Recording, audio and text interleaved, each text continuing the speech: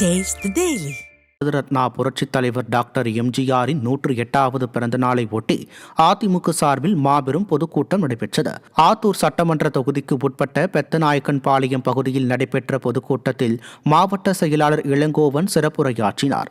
அப்போது பேசிய அவர், அதிமுக ஆட்சியில் கொண்டுவரப்பட்ட திட்டங்களை ஸ்டாலின் அரசு கிடப்பில் போட்டு மக்களை ஏமாற்றி வருவதாக குற்றம் சாட்டினார். இந்நிகழ்வில் சட்டமன்ற உறுப்பினர்கள் ஜெயசங்கரன், நலத்தம்பி மற்றும் ஏராளமான கழக நிர்வாகிகள் கலந்து கொண்டனர். வேலூர் மாவட்டம் குடியாத்தம் அருகே பாரத ரத்னா புரட்சித் தலைவர் டாக்டர் எம்ஜிஆரின் 108வது பிறந்த நாளை ஒட்டி அதிமுக சார்பில் மாபெரும் பொதுக்கூட்டம் நடைபெற்றது. குடியாத்தம் பழைய பேருந்து நிலையம் அருகே நடைபெற்ற பொதுக்கூட்டத்தில் அதிமுக துணை பொதுச் செயலாளர் KP முனுசாமி, வேலூர் புறநகர் மாவட்ட செயலாளர் வேலழகம், கழக அமைப்பு செயலாளர் ராமு ஆகியோர் சிறப்புரையாற்றினர். இந்நிகழ்வில் கடந்த சில மாதங்களுக்கு முன் உயிரிழந்த கழக நிர்வாகியின் குடும்பத்தினருக்கு நலத்திட்ட உதவிகள் வழங்கப்பட்டன. இந்நிகழ்வில் கழக நிர்வாகிகள், பொதுமக்கள் உள்ளிட்ட பலர் கலந்து கொண்டனர்.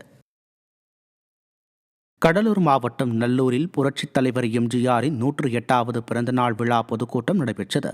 இதில் கடலூர் மேற்கு மாவட்ட செயலாளரும் புவனகிரி சட்டமன்ற உறுப்பினருமான அருண்மொழி தேவன் பங்கேற்று சிறப்புரையாற்றினார். இந்த நிகழ்ச்சியில் கழக நிர்வாகிகள், தொண்டர்கள் மற்றும் பொதுமக்கள் ஏராளமானோர் பங்கேற்றனர்.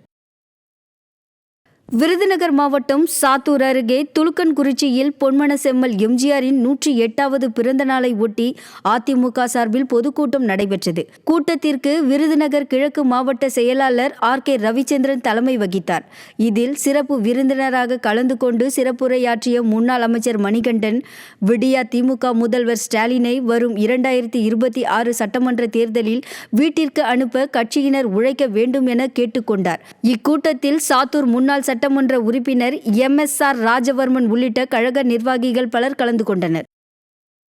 கன்னியாகுமரி கிழக்கு மாவட்டம் சார்பில் அருகுவிளை சந்திப்பில் புரட்சித் தலைவர் எம்ஜிஆரின் 108வது பிறந்தநாள் விழா பொதுக்கூட்டம் நடைபெற்றது.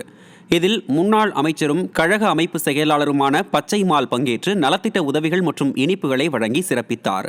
இந்த நிகழ்ச்சியில் மாநில, மாவட்ட, ஒன்றிய கழக நிர்வாகிகள் ஏராளமானோர் பங்கேற்றனர்.